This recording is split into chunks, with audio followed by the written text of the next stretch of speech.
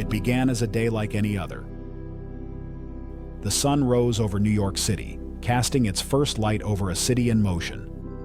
A city of nearly 9 million lives intertwined in a routine as familiar as breathing. The world was alive with routine. Parents hurrying to get their kids ready for school. Office workers making their way into towering buildings. Travelers settling into seats, fastening seatbelts for flights that would carry them across the country. Here, people gathered their dreams and their futures, entwined in the tapestry of a city that never stopped moving.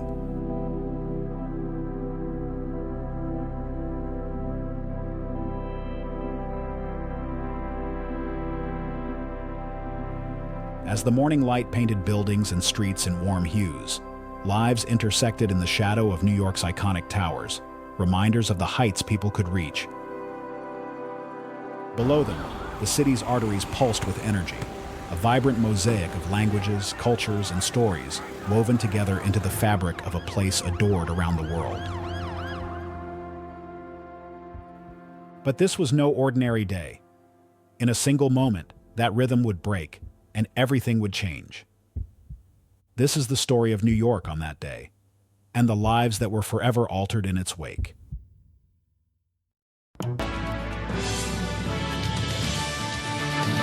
It is 8 a.m. in Salisbury, North Carolina, 7 a.m. in Chicago, 5 a.m. in Calaveras County, California, where the news is being made on this Tuesday, September 11th. For the second time in 2 weeks, the U.S. has lost an unmanned spy plane over Iraq. A definite new look for you. What are you going for? What am I going for? Of Congo. 3 years, 2.5 million dead. We thought you should know.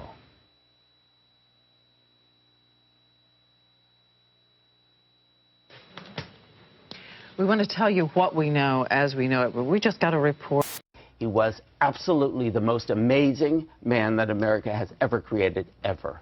Okay, I have got to interrupt you right now. Sorry. Richard Hack, thank you very much. We appreciate the book is called Hughes. We want to go live right now and show you a picture of the World Trade Center where I understand, do we have it? No, we do not. We have a breaking story, though. We're going to come back with that in just a moment. First, this is Today on NBC.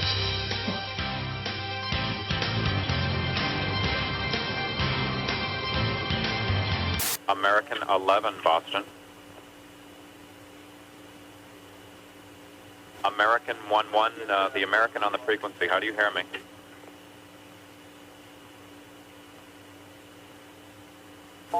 This is Adam.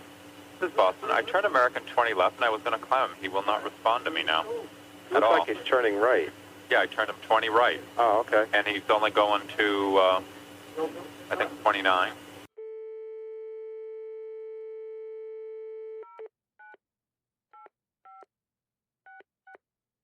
Number 3 in the back, the cockpit's not answering. Somebody's stabbed in business class. And I think there's mace that we can't breathe. I don't know. I think we're getting hijacked. Which flight are you on? Flight 12. And what seat are you in? Ma'am, are you there? Yes. What seat are you in? Ma'am, what seat are you in? We just left Boston. We're up in the air. I know. We're supposed to go to L.A., and the cockpit's not answering their phone. Okay, but what seat are you sitting in? What's the number of your seat? Okay, I'm in my jump seat right now. Okay. At 3R. Okay, you're the flight attendant? I'm sorry, did you say you're the flight attendant? Hello? Yes, hello? What is your name? Hi. You're going to have to speak up. I can't hear you. Sure. What is your name? Okay, my name is Betty Ong. I'm number 3 on flight 11. Okay. And the cockpit is not answering their phone. And there's somebody stabbed in business class, and we can't breathe in business class. Somebody's got mace or something. Our number 1 has been stabbed, and our 5 has been stabbed. Can anybody get up to the cockpit? Can anybody get up to the cockpit? Okay, we can't even get into the cockpit. We don't know who's up there. Is anybody still there? Yes, we're still here. Okay. I'm staying on the line as well. Okay. Have you guys called anyone else? No. Somebody's calling medical, and we can't get a stop.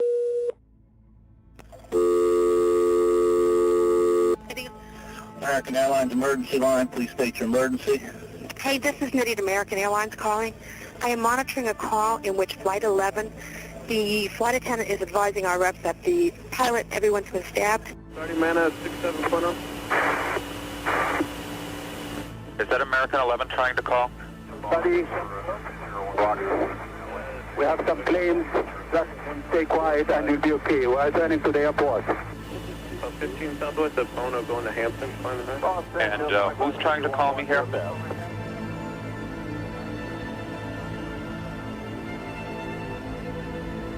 American 11, are you trying to call? Nobody move. Everything will be okay. If you try to make any move, you'll injure yourself and the airplane. Just stay quiet.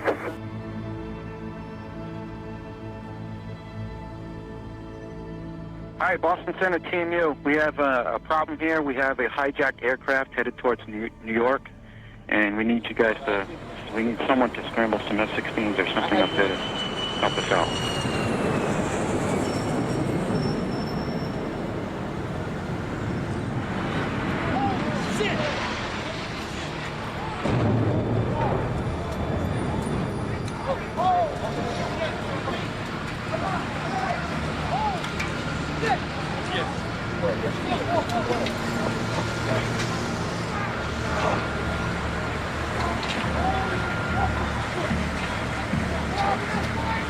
Kennedy Tower reports. Are you serious? Kennedy Tower reports that there was a fire at the World Trade Center, and that's the area where we lost the airplane.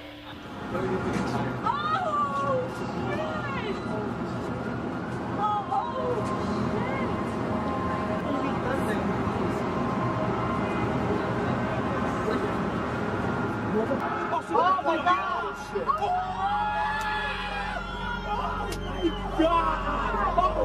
Oh my God!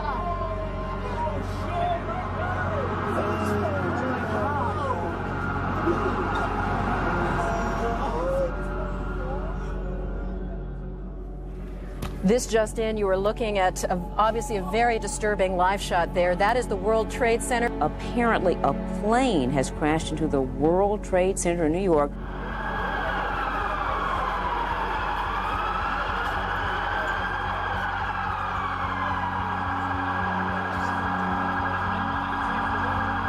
(8:46 a.m.) 5 hijackers deliberately crashed American Airlines Flight 11 into the World Trade Center's North Tower.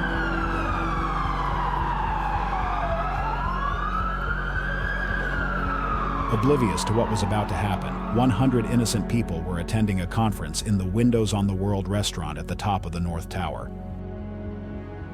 Among them was 31-year-old Christopher Hanley, who made one of the first recorded calls to 911 emergency services that day. Yeah, hi. I'm on the 106th floor of the World Trade Center. We just had an explosion. The 106th floor? Yes. 106, okay. We have smoke and it's pretty bad. We can't get down the stairs. All right. We have about 100 people up here. Do not leave, okay? There's a fire or an explosion or something in the building. All right, I want you to stay where you are.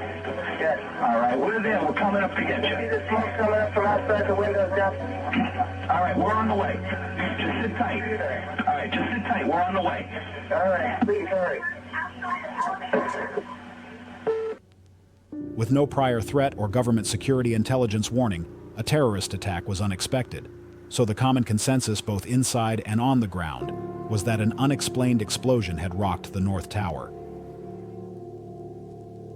The brutal truth was that American Airlines Flight 11, whilst traveling upwards of 460 miles per hour, had hit the north face of the building, creating a catastrophic chasm in the World Trade Center tower between floors 93 and 99. Flight 11's trajectory reached the very center of the North Tower, cutting through the 3 blocks of staircases in the process. Above the impact point on floor 93, every person's route to safety was destroyed. The reality, 1,344 lives were in mortal jeopardy. The plane's tanks erupted with 90,000 liters of jet fuel upon impact with the North Tower, igniting a ferocious blaze that consumed the building's interior. Office materials fed the flames, creating an overwhelming inferno of searing heat, choking smoke, and intense fire, rendering the environment uninhabitable for human life. Adding to the horror, now damaged elevator shafts provided a lethal conduit for the burning jet fuel to rage through the floors of the building as far as the entrance lobby. An estimated 8,000 people who could evacuate from the floors below the 93rd story point of impact were faced with a chaotic and frightening scenario. The World Trade Center towers were not designed to accommodate a large-scale evacuation. Each of the twin towers was equipped with only 3 narrow stairwells leading to the ground level. When the plane struck, the force of the impact caused the structures to shift, jamming doors in their frames and blocking stairwells with debris from shattered walls. This left dozens of people trapped in an increasingly desperate situation, particularly those on the floors near the impact zones. With escape routes destroyed, the intense flames, suffocating heat, and thick black smoke created unbearable conditions inside the North Tower. In a heartbreaking attempt to escape the inferno, it is estimated that between 100 and 200 people chose to jump to their deaths, rather than succumb to the flames consuming the building. Have you seen any evidence, Elliot, of people being taken out of the building? You say that emergency vehicles are the concern is human loss. Oh my gosh, another plane has just hit. Another one just hit. Holy shit, Martin. That's the other building. That's terrorists. Other building? That's terrorists, bro. That's fucking terrorists. I don't think that's a plane.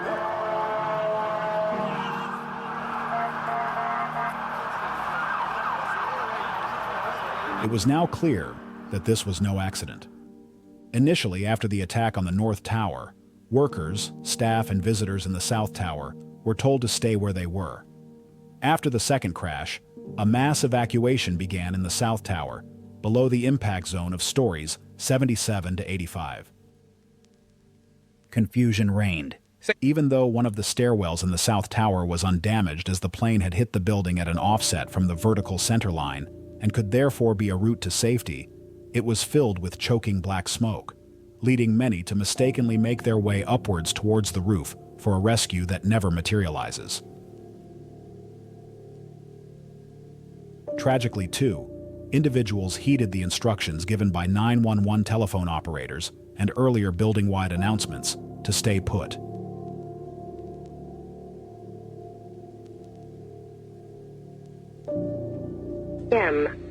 Sean, it's me. I just wanted to let you know I love you, and I'm stuck in this building in New York. A plane hit the building or a bomb went off, we don't know, but there's lots of smoke, and I just wanted you to know that I love you. For those fortunate enough to be below the impact zones of the Twin Towers, escaping was a harrowing ordeal. They navigated through collapsed ceilings, shattered partitions, and cascading water from broken pipes. Fires and dense, suffocating smoke further obstructed their path, reducing visibility and increasing the peril. For those trapped above the impact zones, conditions were dire and rapidly deteriorating. The sealed windows of the World Trade Center, not designed to open, left many without access to fresh air.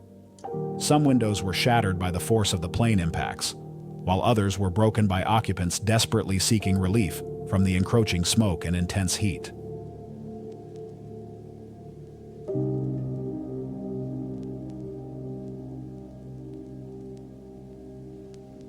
One of the most haunting images from September 11th is the falling man, taken by photographer Richard Drew. The photo shows an unnamed man believed to have fallen from the North Tower in a striking pose resembling an arrow, almost serene in descent. While he didn't choose his fate, The image suggests a quiet acceptance, inviting reflection on human dignity and resilience in the face of unimaginable choices. Though efforts to identify him remain inconclusive, the photograph has become a symbol of individual tragedy amid collective loss, capturing a moment of grace within chaos. Initially controversial, it endures as a powerful reminder of the human cost of that day.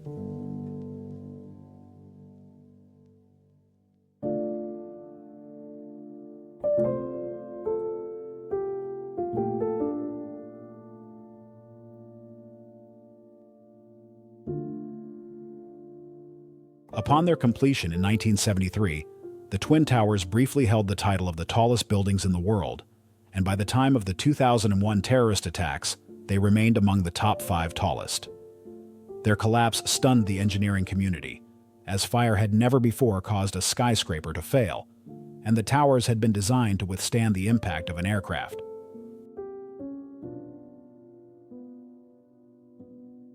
John Skilling, the lead structural engineer for the World Trade Center, had speculated on such a scenario after the 1993 bombing. Reflecting on the potential consequences of a plane crash, he remarked, "Our analysis indicated the biggest problem would be the fact that all the fuel from the airplane would dump into the building. There would be a horrendous fire, a lot of people would be killed, but the building structure would still be there." Tragically, his assumptions would be proven wrong just 8 years later. His calculations had not accounted for the devastating effects of a jetliner flying at high speed, or the intense, large-scale fires fueled by thousands of gallons of aviation fuel. No design had been prepared for such extraordinary circumstances.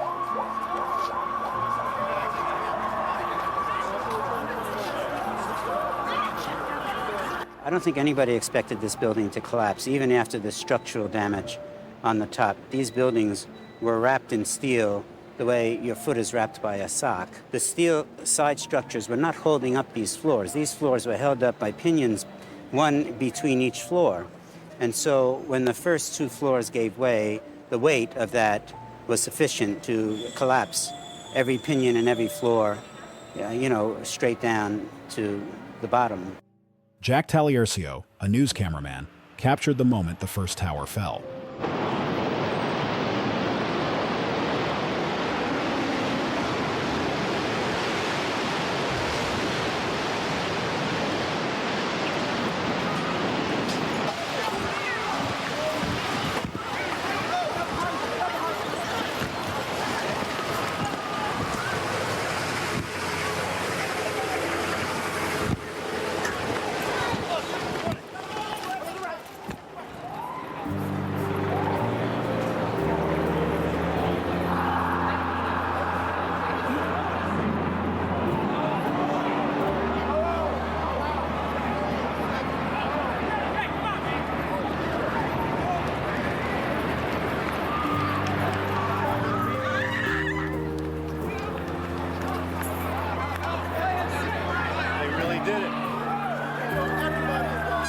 A massive global audience watched in shock as the Twin Towers were destroyed, their collapse broadcast live on television and radio.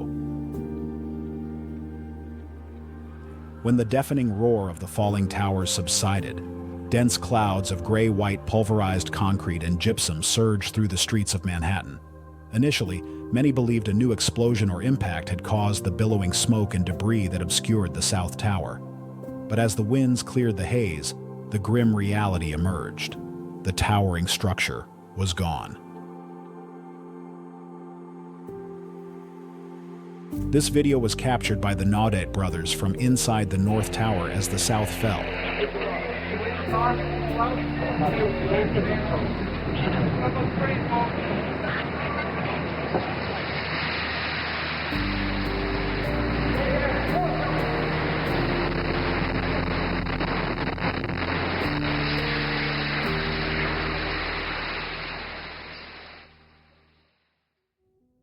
The North Tower's gypsum-lined stairwells had been obliterated on impact, leaving no one above floors 93 to 99 able to escape. Though the smoke and flames told part of the story from the outside, the harrowing calls from within revealed the unseen reality, an essential window into the anguish and courage of those trapped inside. Mom, it's Steven. My plane, my building got hit by a plane, and right now it's, I think I'm okay, I'm safe now, but it's smoky. I just want to say how much I love you, and I will call you when I'm safe. Okay, Mom? Bye.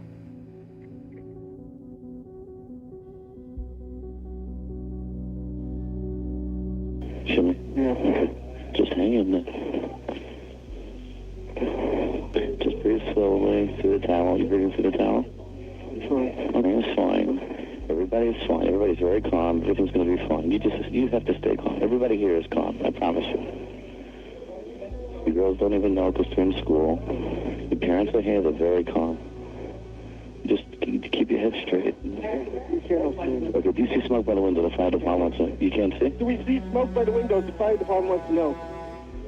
No smoke by the window. No smoke by the window. Listen carefully. As a last resort, break the window as small as possible just to get a little air in. Okay, but you follow? Yeah. Okay, how so? They said the last resort we should open the window just a little bit to get some air in. Can you open the window or you have to break it? Yeah. Huh? You have to break it. Yeah. Okay, Shimmy. Yeah. Break the window. Break the window. As little as possible. Just get a little air. Just get a little air. Okay. If you're running out of air, If you're running out of air, we should do that. Okay. Okay?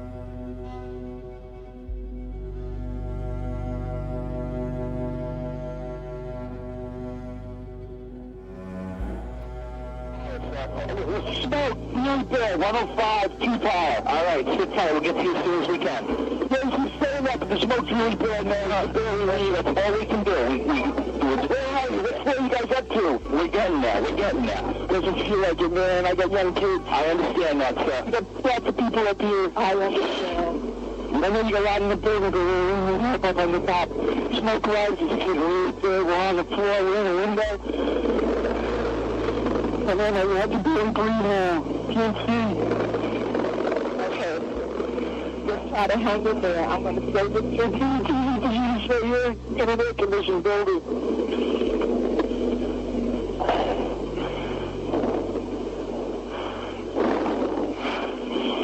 It's really bad. It's black. It's iron. These young men, we're not ready to die. I'm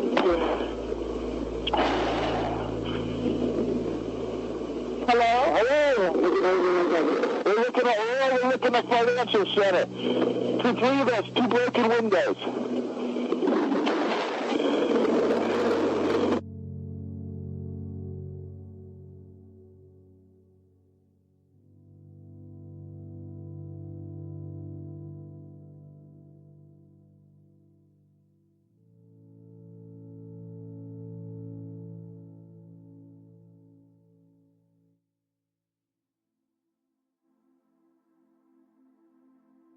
At 11 a.m., Mayor Rudolph Giuliani ordered the evacuation of Lower Manhattan, south of Canal Street, affecting over 1 million residents, workers, and tourists.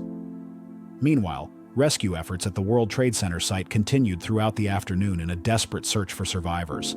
I feel terrible for the people that we lost, some of whom I talked to just 15 minutes before we lost them. And the city is going to survive. We're going to get through it. It's going to be a very, very difficult time.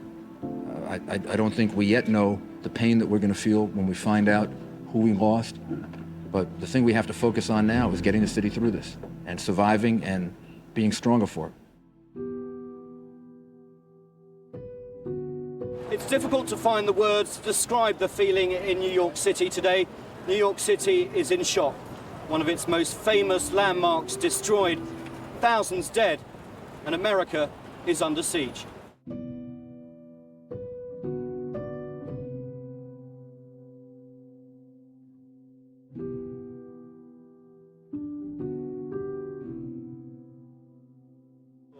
I felt horrified because it's like you don't know what's coming. They kept saying there's another plane coming, and all you hear was this rumbling. People was crying. People was jumping out the window. They was waving, like trying to like say, "Help me!" Like you see their arms, and then you saw the man jump down, and everybody was jumping. It was crazy. Standing down on 6th Avenue earlier, and I watched the flames coming out of the Trade Center, and I saw it collapse, and it was just the most horrible thing I've ever seen in my life. Unbelievable. I didn't think something like this could happen. especially in New York. Makes you wonder what our intelligence community is doing, you know, to have something like this happen. How can this happen? This is world-reaching. It's not just the city, it's around the world. It's gonna, I don't think anything will ever be the same again. Prior to September 11, 2001, the United States was not officially engaged in any wars. Islamic extremism, Al-Qaeda, and Osama bin Laden were largely unfamiliar to the general public, and ISIS had yet to emerge. The events of that day marked a pivotal moment in history, a clear divide between the world as it existed before the attacks and the profoundly changed reality that followed.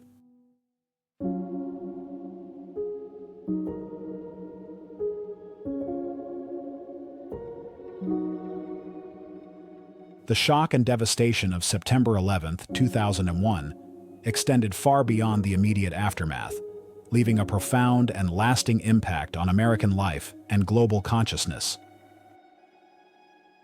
What once seemed inconceivable, a large-scale attack on U.S. soil, became a grim new reality.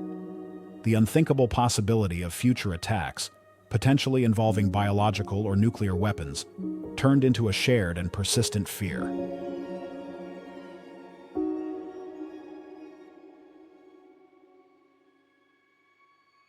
This sense of vulnerability and uncertainty did not just ripple through New York City, but reverberated across the nation and the world.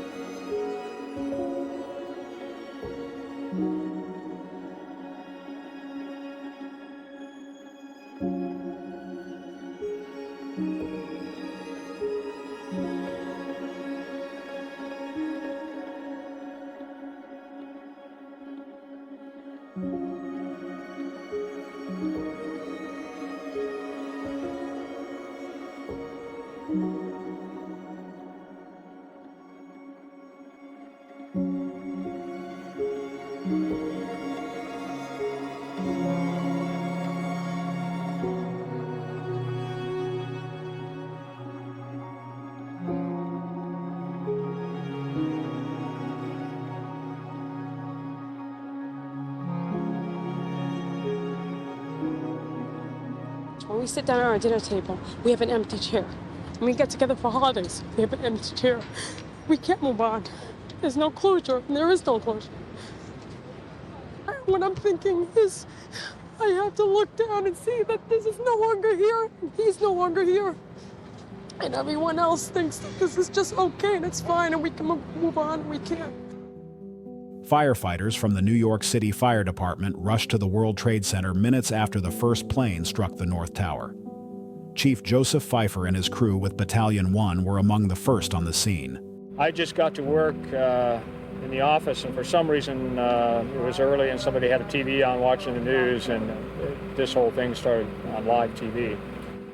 So we had a meeting, and about 8:30 I got activated through FEMA for the response. Initially, the team focused on the rescue and evacuation of the building's occupants, which involved sending firefighters up to assist people who were trapped in elevators and elsewhere, as well as ensuring all floors were completely evacuated. Many of the evacuees commented afterwards that the bravery of these firefighters was immeasurable. The look on their faces was one of steadfast determination. They were aware of the dangers they would face, yet continued on, hour upon hour, regardless of their own safety and well-being. Problems with radio communication also caused further problems, as commanders lost contact with many of the firefighters in the buildings. Coupled with this, as the news of the attacks spread, many off-duty firefighters arrived at the scene eager to help, but without their radios. As a result, firefighters encountered difficulties reporting on their progress and location and were unable to hear evacuation orders, sometimes with tragic consequences. Oreo Palmer was one such brave firefighter who lost his life in his quest to save others. Without thought for his own safety, he rushed from the North Tower to the south at 9:03 a.m. On the stairwells, he realized that some firefighters could not communicate with each other, so worked quickly to rectify the problem with the radio receivers. Then, Although most elevators had been rendered non-operational, Palmer single-handedly fixed one and took it to the 41st floor, which was halfway to the impact zone, which spanned the 77th to the 85th floors. Battalion 7 on floor 40 of Tower 2. We got one elevator working up to the 40th floor, staffed by a member of Line 15. Climbing on foot, he was a very fit man, so he was able to make it where others might not have been able to. He ascended 12 floors in 10 minutes, wearing all the bunker gear, weighing in at a crippling 50 to 60 pounds. Those fortunate enough to have survived the initial impact of the crash on the 78th floor hoped to take an elevator to comparative safety on the 41st, but it failed to work. Palmer did the unthinkable and reached the 78th floor to save them. We're on the 43rd floor. It's stairway B. What floor should we try to get up to, Oreo? I'm up to 5-5. We're going to have to host it. I'm on 69 now, so we need a higher back, please. These stairway walls have been compromised on 73 and 74. The walls are breached, so be careful. It is clear he is in a race for time, saving his oxygen and energy. He discovered the south stairwell was safe to the impact zone and beyond. For the hundreds trapped there, this stairwell was an escape route. What's there, Oreo? South tower, south tower. We got two. I started the pocket to fire. We should be able to knock it down with 2 lines. Where you know that? 78th floor. Numbers 1045, code 1. 478. That's all. Numerous civilians, there's 2 engines up here. All right, 10-4, we're on our way. After such Herculean efforts on his part, tragically the impact of the crash was so strong that the South Tower collapsed, killing him and many others.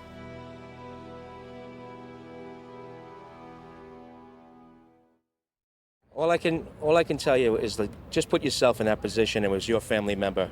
Every one of these firefighters in here are our brothers. Every one of these police officers in here are our brothers. And the civilians that are in here are the people that we're sworn to protect. That's our job. That's what we do. And as far as I'm concerned, I treat every person in there as my personal family, and every firefighter does the same thing. Our job is to go in and do what we have to do. We tell them to rest. They do get their rest. We tell them to sit down. We have guys lined up over there, thousands of firefighters and fire officers lined up over there with police officers waiting for the opportunity to go in. We have to hold them back because we don't want to create a situation where, because of the structural defects, etc., where they're going to be put further in danger, and maybe during the recovery process, we wind up endangering someone else. That's our worst fear right now. Volunteers quickly descended on Ground Zero to help in the rescue and recovery efforts. At Jacob Javits Convention Center, thousands showed up and registered with the authorities. Construction projects around the city came to a halt as workers walked off jobs to help at Ground Zero. The amount of rubble, and actually what we were trying to do was dig out a fire truck that was on the street buried. I really thought I was going to just die yesterday. Like, I just thought I was going to stop breathing. I was thinking of leaving. And then I saw these guys, you know, coming back that are supposed to take 1.5-hour shifts, and they're not coming back because they refuse to give up. And then I thought, like, these guys are staying, and they need medical attention. I mean, these firemen and these police officers, and if they can stay, I can stay. You know, just droves and droves of firefighters and EMS people and city workers, you know, MTA workers and Verizon people, and, you know, just a lot of people that look dog-tired. They've been, you know, working hard hours, trying to do whatever they can to clear people out and find whoever might still be alive. There was, I think, one gentleman they were still in touch with on a cell phone who was buried in a car that they were trying to get to. So we kept digging, and as we were digging, it was a big explosion, a bang, you know, and within 10 minutes we kept digging, and they started pulling everybody out. Believe me, after going in there, we're still standing. It doesn't look like it. It looks like everything's down, everything's gone, but we are still standing. You got to see these people. Like, there's no such thing as having one hero anymore. Search and rescue efforts and making the site of the Twin Towers safe in the immediate aftermath of 9/11 involved iron workers, structural engineers, asbestos workers, boilermakers, carpenters, cement masons, construction managers, electricians, insulators, machinists, plumbers, and pipe fitters, amongst other professions. 400 working dogs were also deployed in the quest to find survivors. Their presence brought comfort, hope, and healing during a time of immense grief and trauma, showcasing the deep bond between humans and animals. These brave dogs and their handlers remain a symbol of resilience and compassion. You spoke to him then while he was watching the first, and what was that like? He said it was really chaotic. He said a plane just went through the building. He said, Rachel, I just watched somebody jump or get pushed or fall right out of the building, out of One World Trade. He's like, it's chaotic here, and I work for Bloomberg News, so I said, can I get anyone on the phone to talk about what you're seeing? And he was like, you don't understand, it's chaotic. And none of them ever knew that it was a terrorist attack. They all thought it was an accident. No one ever knew. And they were all still on the phone right before the second plane crashed. If I think about it, they had no time to get out. They had no time to run, but I still, of course, keeping hope. And was he on the phone to you when the second plane? He was on the phone to me about 2 minutes before the second plane went in. And you never heard from him again after that? I called back and his phones were dead. I don't know what else to do. I'm just going from place to place. This was my fiance. I planned my whole future out with this person. If I don't find him, I have to start all over again. It's taken me my entire life to find him, and I don't know what I will do without him. Please, please help me find him.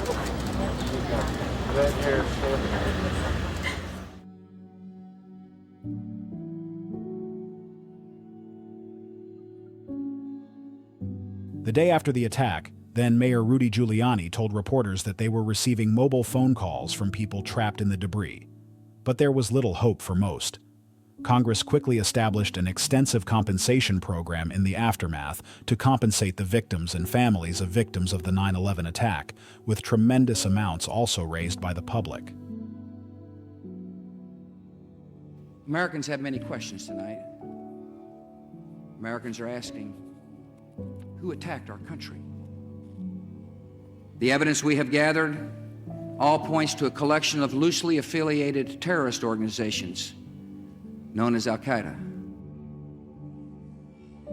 Our message to them is clear. No matter how long it takes, America will find you, and we will bring you to justice.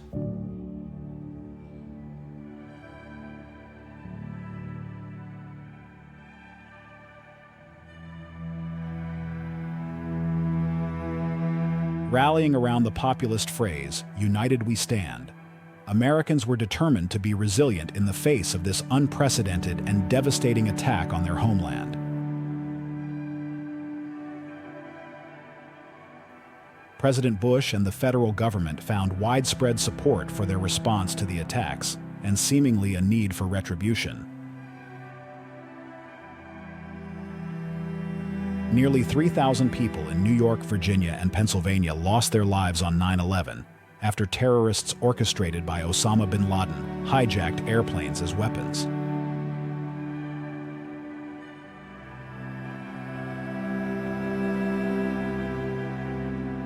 As the years pass, suffering continues alongside the memorializing, among those who lost loved ones, and by survivors who sustained injuries or who were forever changed by the horrific events, even as the country and the world changes.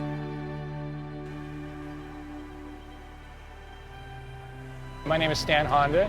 I'm a former AFP photographer, and I was here on 9/11 photographing the Trade Center attack. Well, that morning, I got a phone call from one of the other AFP photo stringers, he watches the early morning news, and he said there's a plane that crashed in the World Trade Center. I live near the number 6 subway train, and I think I was on the last train that was running that ended up at the City Hall Brooklyn Bridge stop. We're on Fulton, right near Broadway, and I think I was around this area photographing the people running from the Trade Center site, and also the first tower as it was collapsing.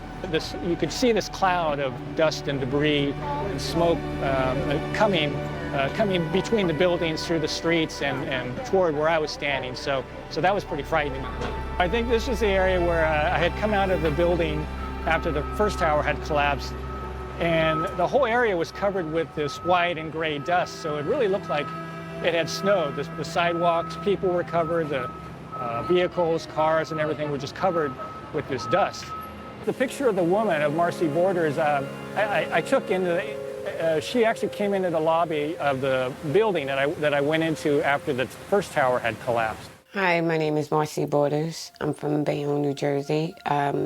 I became famous from working in the North Tower on the 81st floor. My image is known all over the world as the Dust Lady. The morning of 9/11, my supervisor had thought maybe, a small jet plane might have nipped us, but at that time we had no idea what was going on. So then I began to panic, so they, sat me down, told me to, relax, take deep breaths. But the way the building was shaking, it was just, I couldn't sit there. You just heard people screaming, stay away from the glass, stay away from the glass. You saw injured. I saw people with objects in them, burnt skulls. It was crazy compared to what I just left. My stairwell was normal. That's when you just hear firemen scream and run and don't look back. Then I took chase, from this cloud of dust, smoke that's just following me. And once it caught me, it threw me on, my hands and my knees. Every time I inhaled, my mouth just filled up with it. I was choking. I couldn't see my hand in front of my face. I was just saying to myself and saying out loud that I didn't want to die. I didn't want to die. And a stranger, I remember clear as day, he didn't have a shirt on. And he grabbed me, and with so much going on, I was kind of afraid of him. So I was asking him, what are you gonna do? Where are you taking me? What are you gonna do? And he was like, to safety. I guess that's where this picture was taken, and I'm known all over as the Dust Lady. We're used to big building fires and disasters like airplane crashes, but this seemed like something that was way beyond what any of us had ever seen. It's really an honor, I think, to have the photographs in the museum there. The two pictures, the one of Marcy and Ed, got a pretty huge amount of media attention. I was pretty surprised, and I think after a while I realized that they're pictures of people, and I think that a lot of people could identify with these two individuals, the struggle that they were going through, I think, to make it through the day. And I think that's probably maybe one of the reasons that the pictures themselves became fairly well known and well used.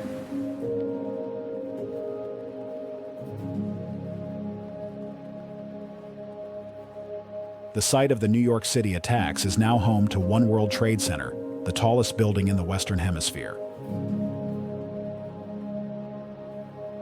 Plans for rebuilding the World Trade Center began in July 2002 under the guidance of the Lower Manhattan Development Corporation. The process was marked by debates among the public, architects, and political leaders about what the new World Trade Center should represent.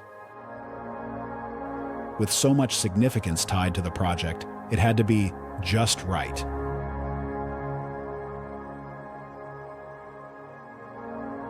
Completed in 2014, the inspiring structure stands as a powerful symbol of resilience in the face of unimaginable tragedy.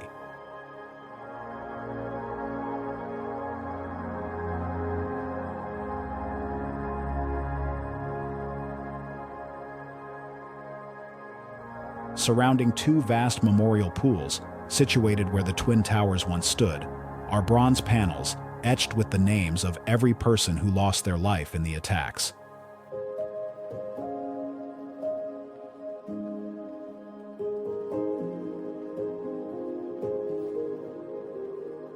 Nearby, the Survivor Tree, a Callery pear tree that miraculously withstood the devastation at Ground Zero, thrives as a living testament to strength and recovery. Every year, Seedlings from this tree are gifted by the 9/11 Memorial to communities affected by their own tragedies, spreading hope and resilience far and wide.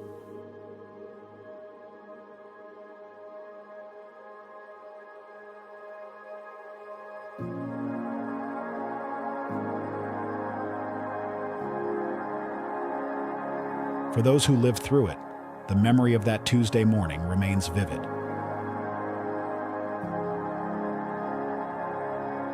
People remember exactly where they were when news broke that an airplane had struck one of the Twin Towers. It was a defining moment that brought Americans closer, as neighbors became like family, stepping up to donate time, money, and resources to aid those affected by the disaster.